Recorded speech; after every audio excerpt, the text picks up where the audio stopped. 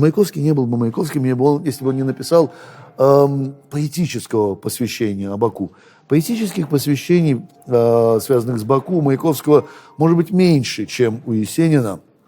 Но это стихотворение, в частности, стихотворение «Баку», оно весит, оно сильное, оно маяковское до мозга костей. Мне иногда кажется, что вот если на одну чашу весов собрать все персидские мотивы Есенина, где он описывает Шираз, где он описывает Хорасан, в которых он никогда не был. И Шираз, и Хорасан Есенина закончились на мордокианской даче Мухтарова в бакинском пригороде Мордокианы. Но великолепный цикл стихов. Вот соберите их на одну чашу весов. Это будет много. А на другую вот так вот небрежно бросьте Баку Маяковского.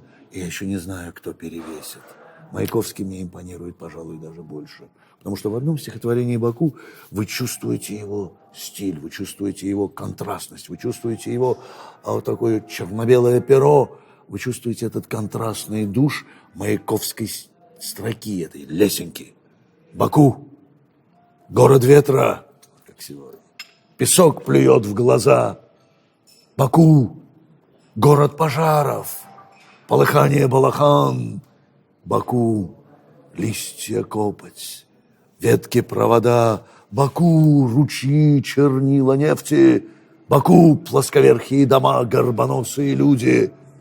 Баку, жирное пятно в пиджаке мира. Баку, резервуар грязи, но к тебе тянусь я любовью, больше, чем притягивает дервиша Тибет. Мекка правоверному. Иерусалим православным на богомолье, по тебе машинами вздыхают миллиарды поршней и колес. Поцелуют и опять целуют, не стихая, маслом, жирно, нефтью и в засос.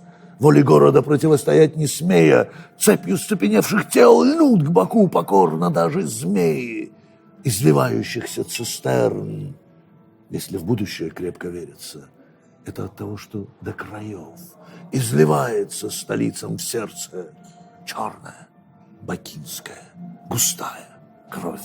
Владимир Владимирович Маяковский, Баку.